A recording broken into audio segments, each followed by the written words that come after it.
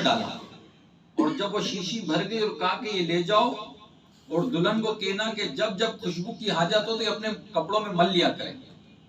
अब जब वो पहुंचे तो हदीस के अल्फाज है, हदीस मुबारक के कि वो खुशबू की लिपटे इस कदर नहीं थी कि उनके बदन तक महदूद थी, उनके घर तक महदूद थी, बल्कि नहीं, रावी लिखते हैं कि वो दुल्हन वाला घर इस कदर मशहूर हो गया, इस कदर मशहूर हो गया कि नाम ही पड़ गया उस घर का बैतुल मुततय्यबीन, यानी खुशबू वाला घर, कि जब जब दुल्हन ये खुशबू लगाती, सरकार का पसीना लगाती, उसका घर नहीं महकता था बल्कि पूरा मोहल्ला महक जाया करता था। यानी इतनी खुशबू थी उस पसीने की। अच्छा, बंदा कितनी खूबसूरत हो, कितना ही हसीन हो, कितना ही जमील हो, एक थूक और एक पसीने से बंदा करायत खाएगा। कोरोना आया था, सबने मास्क लगा लिए थे, माँ बाप से भी बचने के लिए मास्क लगाए हुए थे। हजरत, कितना ही अच्छा जिगरी दोस्त क्यों ना हो, कितनी हसीन और जमील कोई भी हो दुनिया में, इन दो चीजों से करायत करता है, एक पसीने से, एक थूक से। मगर नबी पाक का पसीना खुशबू दे रहे हैं। नबी पाक अलैहिस्सलाम का पसीना सिर्फ उस बदन तक महदूद नहीं है, बल्कि वो पसीना खुशबू तो दे ही रहा, उस घर को महका ही रहा, बल्कि पूरे महल्ले को भी महका रहा है।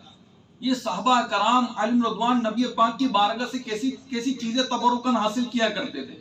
और वो सहाबिया थी। हमारे यहाँ लड़की की शादी होती है तो घर वालों को कहा जाता है, वालिद की बाजू का हैसियत नहीं होती तो जहेज में ये भी चाहिए, वो भी चाहिए, तो वो भी चाहिए, तो ये भी चाहिए, तो ये भी चाहिए। मगर इस सहाबिया का अकीदा ये था कि नबी पाक से इतर मांगा है, और नबी पाक ने ये भी नहीं फरमाया कि जाओ किसी इतर वाली शॉप पे जाओ, वहां से महंगी इतर ले लेना, मेरे नाम पे ले लेना, नहीं, बल्कि दे भी रहे तो अपना पसीना दे रहे हैं। कितना मुबारक पसीना। और वो सहाबिया थी, वो भी खुश हो गई, नबी पाक से बदन से निकलने वाला पसीना मुझे मुयस्सर आया है, मैं कितनी खुश नसीब हूं। और फिर बरकत भी कैसे मिली कि उसका घर ही महकने वाला हो गया, खुशबू वाला हो गया। अल्लाह हमें तौफीक दे कि नबी पाक अलैहिस्सलाम की निस्बत वाली शय से मोहब्बत करने की। एक वाक्य मुझे सुनाना, चूंकि सीखने के लिए बैठे। नबी पाक अलैहिस्सलाम ने शाह फरमाया, जिस शख्स ने अपने आप को किसी शुबे वाली चीज से बचा लिया, उसने अपने दीन और अपनी इज्जत को बचा लिया।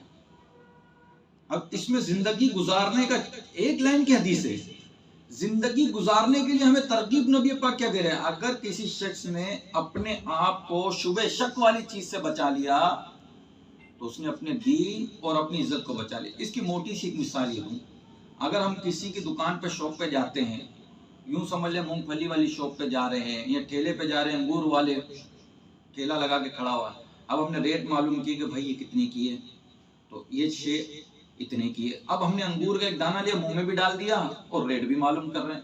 ये नाजायज काम किया, क्योंकि ये इसका मालिक नहीं था, इसको इसके पैसे पे करने होंगे। शक वाली चीज खाई, इजाजत नहीं थी ना, खाई, अब इसका आखिरत में हिसाब देना है, या तो उसको पैसे दे। इसी तरीके से हम किसी के घर पे जाते हैं, पूछे बगैर किसी का पेन यूज कर लिया, पूछे बगैर कोई चीज इस्तेमाल कर ली, पूछे बगैर कोई चीज इस्तेमाल कर रहे थे जबकि शरअन इजाजत नहीं थी उसकी। हाँ, ऐसा दोस्त है कि ये बुरा नहीं मानेगा, उसकी पूछे बगैर चीजें इजाजत करने की, मतलब कि इजाजत के बगैर भी इस्तेमाल करने की इजाजत है, मगर हम पता है कि ये दोस्त की तबीयत ऐसी है कि ये इसकी पर्सनल चीज है। जैसे मिसाल के तौर पर ये मोबाइल है, मोबाइल एक गाड़ी, ये पर्सनल शे है। हर एक की तबीयत इतनी जल्दी देने की करती नहीं। हाँ, बोले अब कॉल करनी है मुझे दे दो, आप थोड़ा सा हिलोगे, यार मेरी पर्सनल शे, इसमें बहुत सी चीजें, मैं किससे दे दूं, गाड़ी दे दूं। अब पूछे बगैर इस्तेमाल किया, यानी रखा था मोबाइल और लिया और गैलरी में चले गए। अब ये बुरा लगने वाला अंदाज है। अब क्या हुआ, इसकी इज्जत बढ़ी या गिरी? गिरेगी। ये कौन सा अंदाज है कि मेरा पूछा बगैर मोबाइल उठा लिया? लेकिन पर्सनल शे, इसमें थोड़ा सा आएगा कि यार इतना पढ़ा लिखा होकर मेरे पर्सनल शे उठाई है इसने और गैलरी में भी चला गया। मेरे घर की तस्वीर हो सकती है, इसमें घर की इस्लामी बहनों की तस्वीर हो सकती है, तो ये तो दुरुस्त अमल नहीं किया इसने। तो हदीस पे गौर किया जाए तो जिस किसी शख्स ने अपने आप को शक वाली शे से बचाया, शुबे वाली चीज से बचाया, अपने दीन और अपनी इज्जत को बचाया, एक तो गुनाह नहीं मिलता जब शक वाली शे नहीं इस्तेमाल करे, दूसरा अगर इसने इस्तेमाल नहीं किया अपनी इज्जत भी बचाई।